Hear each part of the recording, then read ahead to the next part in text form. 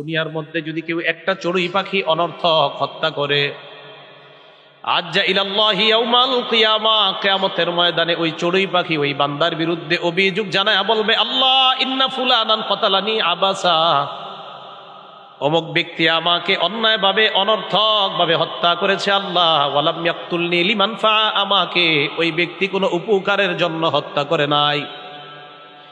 নাসাই শরীফের 4349 নম্বর হাদিসের বর্ণনা, আল্লাহর নবী বলেন, মা মিন ইনসানিন কতালা উসফুরান ফামা ফাওকাহা, কেউ যদি একটা চড়ুই পাখি অথবা তার চাইতে নিম্ন কোনো প্রাণী বিগাইরি হাক্কিহা, অধিকার নষ্ট করে হত্যা করে, কিয়ামতের ময়দানে আল্লাহর সামনে জবাবদিহিতা করতে হবে।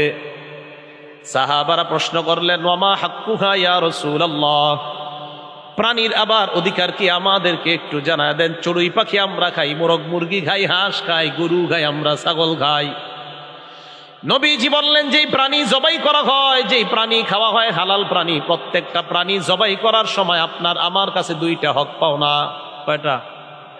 গরু জবাই করবেন, ছাগল জবাই করবেন, মোরগ মুরগি জবাই করবেন, জবাই করার সময় আমাদের কাছে দুইটা হক পাও না প্রত্যেকটা প্রাণী। এক, ইয়াজবাহুহা ফায়াকুলুহা, আল্লাহর নামে জবাই করা।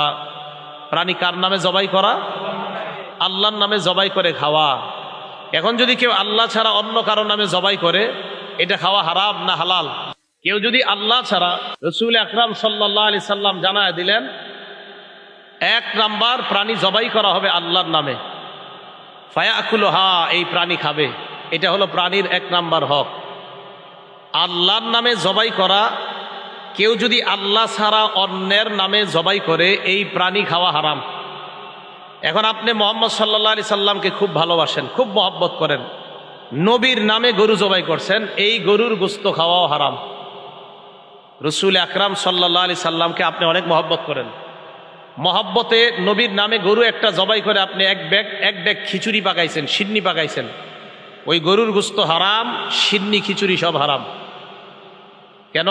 মানুষের নামে কোনো প্রাণী জবাই করা এটা জায়েজ নাই। দলিল মুসলিম শরীফ হাদিস নাম্বার 5018 নাম্বার হাদিস, ক্বালা রাসূলুল্লাহ সাল্লাল্লাহু আলাইহি ওয়াসাল্লাম, আল্লাহ নবী বলেন, লাআনাল্লাহ মান লাআনা ওয়ালিদা, ওই ব্যক্তির উপর আল্লাহ অভিশাপ দেয় যেই ব্যক্তি তার মা বাবাকে অভিশাপ দেয়। ওই ব্যক্তিকে আল্লাহ অভিশাপ দেয় যেই ব্যক্তি তার মাকে বলে, বাবাকে বলে, আপনার মতো বাবা আমার দরকার নাই, আপনি আমার বাবা না হয়ে অন্য কিছু হইলে ভালো হইতো। কোনো সন্তান যদি বাবাকে এমন কথা বলে, নবী বলেন এই সন্তানের উপর আল্লাহর অভিশাপ, বলেন নাউজুবিল্লাহ। এরপর নবী বলেন, ওয়ালাআনাল্লাহ মান লাআনা মান যাবাহা লিগাইরিল্লাহ, ওই ব্যক্তির উপর আল্লাহ অভিশাপ দেয় যেই ব্যক্তি আল্লাহ ছাড়া অন্য কারো নামে প্রাণী জবাই করে, ওই ব্যক্তির উপর আল্লাহ অভিশাপ দেয়।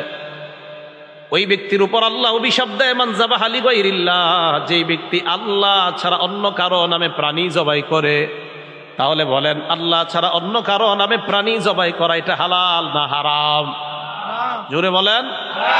খাজা মুঈনুদ্দিন চিশতি রহমতুল্লাহি আলাইহি নামে যদি প্রাণী জবাই করেন আর গোশত সিন্নি খিচুড়ি পাকান, বিশ্বাস করেন এই প্রাণীর গোশত খাওয়া হারাম।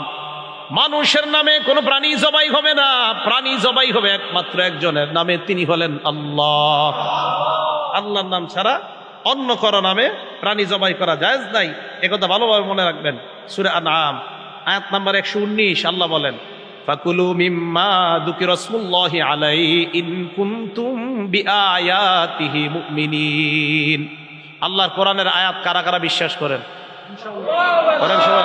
হাত নামান। দেখেন আল্লাহ কি বলে, তোমরা যদি আল্লাহর আয়াত বিশ্বাস করো তাহলে তোমরা ওই প্রাণীর গোশত খাইবা যেই প্রাণী জবাই করার সময় আল্লাহর নাম নেওয়া হয়েছে। সূরা আনআম 119 নম্বর আয়াত। তোমরা যদি আল্লাহর আয়াত বিশ্বাস করো তো ওই প্রাণীর গোশত খাবা যেই প্রাণী জবাই করার সময়, যেই প্রাণী জবাই করার সময় আল্লাহর নাম নেওয়া হয়েছে।